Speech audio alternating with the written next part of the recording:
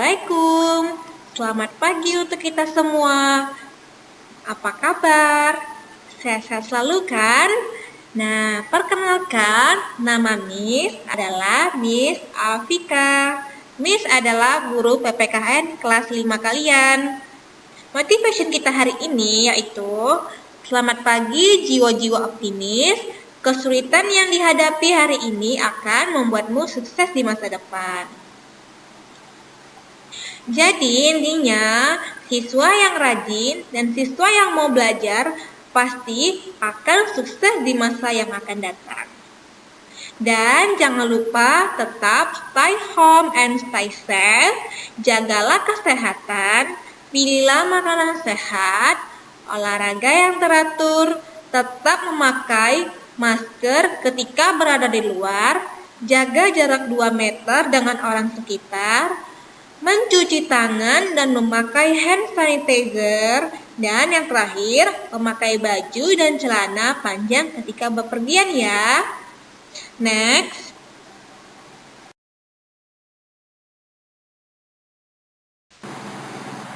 Pembahasan materi kita hari ini yaitu bab 1 yang judulnya Penerapan Nilai-Nilai Pancasila.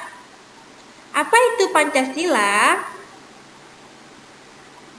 Panca artinya 5, sedangkan sila artinya dasar.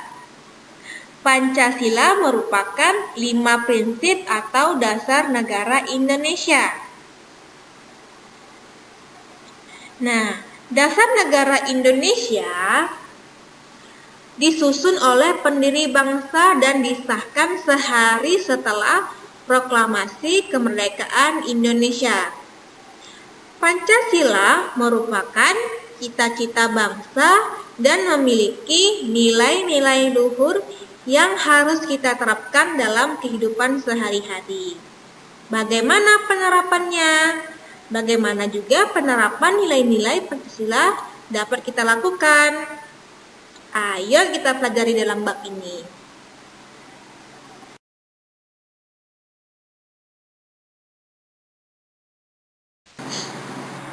Dari judul besar di atas, penerapan nilai-nilai Pancasila terbagi menjadi 4 bagian. Yang pertama, sejarah lahirnya Pancasila.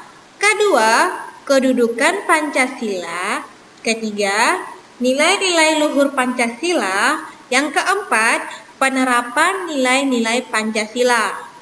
Untuk pertemuan hari ini, kita membahas pada bagian yang pertama, yaitu sejarah lahirnya Pancasila.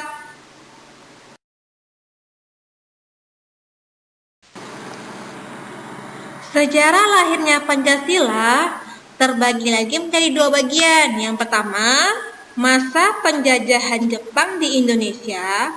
Yang kedua, lahirnya Pancasila.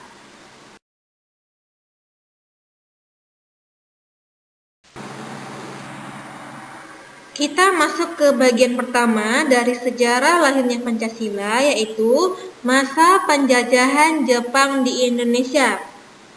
Seperti yang kita ketahui, Jepang pernah menduduki wilayah Indonesia itu pada tahun 1942 sampai 1945. Nah, Belanda yang sebelumnya menduduki wilayah Indonesia itu menyerang tanpa syarat kepada Jepang. Pada masa itu, Jepang yang tergabung dalam blok poros sedang terlibat perang Pasifik dengan blok sekutu. Belanda merupakan salah satu negara yang tergabung dari blok sekutu.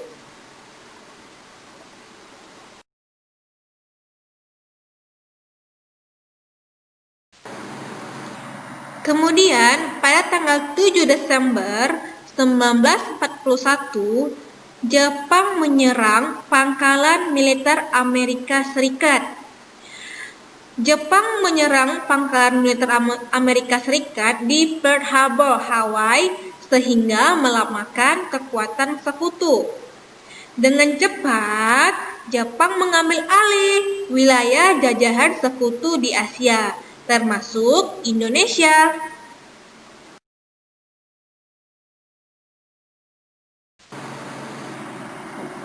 Selanjutnya, pada tanggal 8 Maret 1942, Belanda telah menandatangani perjanjian Kalijati yang berisi penyerangan seluruh wilayah kekuasaan Belanda di Hindia tanpa syarat kepada Jepang. Maka dimulailah masa penjajahan Jepang di Indonesia.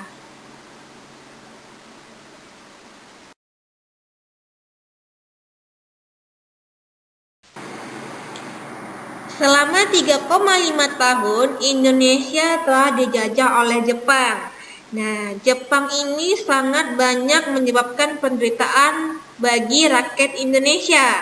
Nah, di sini anak-anak Miss bisa lihat pada gambar tersebut, di mana rakyat sangat ketakutan, rakyat kemiskinan, dan rakyat sangat kelaparan. Nah, jadi anak-anak Miss bisa lihat pada gambar tersebut, gimana sengsaranya pada zaman dahulu rakyat Indonesia dijajah oleh Jepang.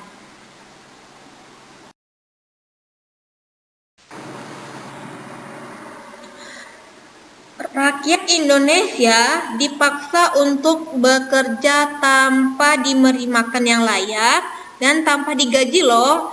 Nah, bisa dilihat pada gambar tersebut. Di sini rakyat Indonesia sedang bekerja.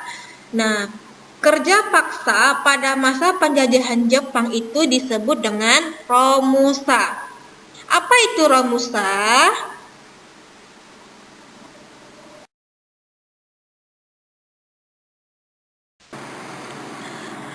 Setelah penjelasan singkat dari Miss, apakah anak-anak paham? Nah, saatnya kita kuis ya. Dari pembahasan materi yang telah dijelaskan oleh Miss mengenai penjajahan Jepang di Indonesia, rakyat tadi kan melakukan tenaga kerja paksa pada masa penjajahan Jepang yang disebut dengan romusa.